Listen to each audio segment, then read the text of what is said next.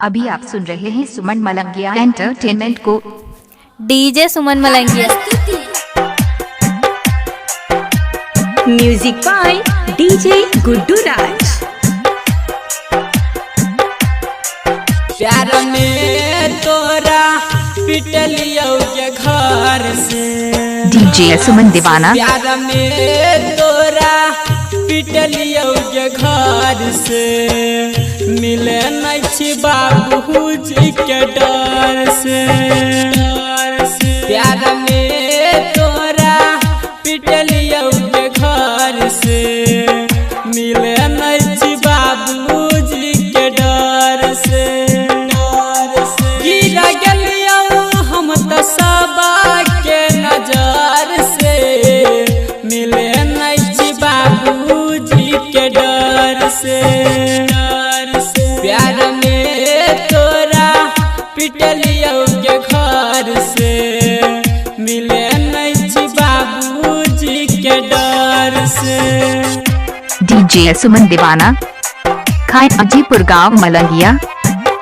Mobile number 8845245008 है।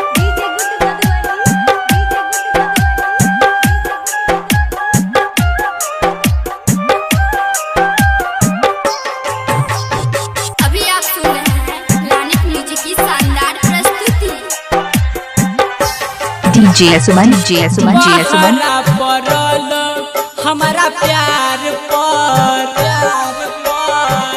कर जुल्म पे मिला चार पर।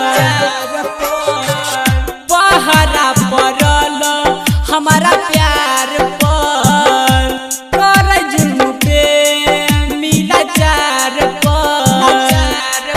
कैसे जीवै हम दुनिया के कहर से मिले नहीं बाबूजी के डर से।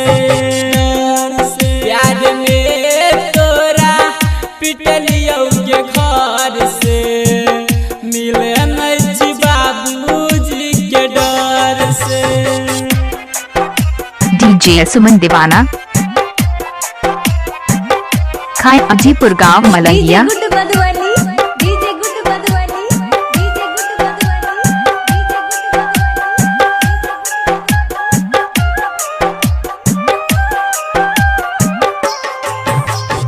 अभी आप सुन रहे हैं लानिक म्यूजिक की शानदार प्रस्तुति।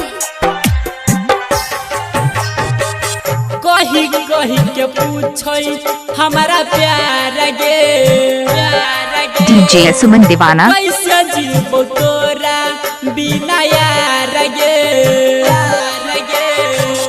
कही कही के पूछई हमारा प्यार गे कैसे जीवो तोरा बिना यार गे। तुझे कवही तो हम खैबो जहर गे मिले नहीं बाबूजी के डर से गे। प्यार में तोरा पिटलियो के घर से मिले नहीं बाबूजी के डर से। डीजे सुमन खाए अजीपुर गांव मलंगिया। गुड्डू मधुबनी, डीजे गुड्डू मधुबनी, डीजे गुड्डू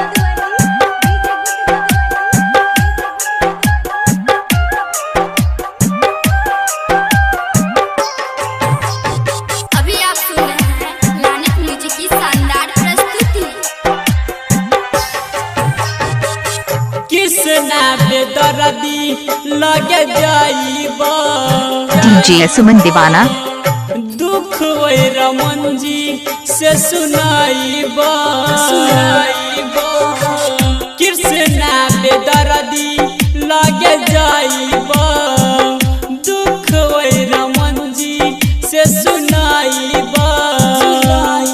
सुनाया समान से गिरे खून सार से मिले नहीं बाबूजी के डर से। प्यार में तोरा पिटलियो के घर से मिले नहीं बाबूजी के डर से।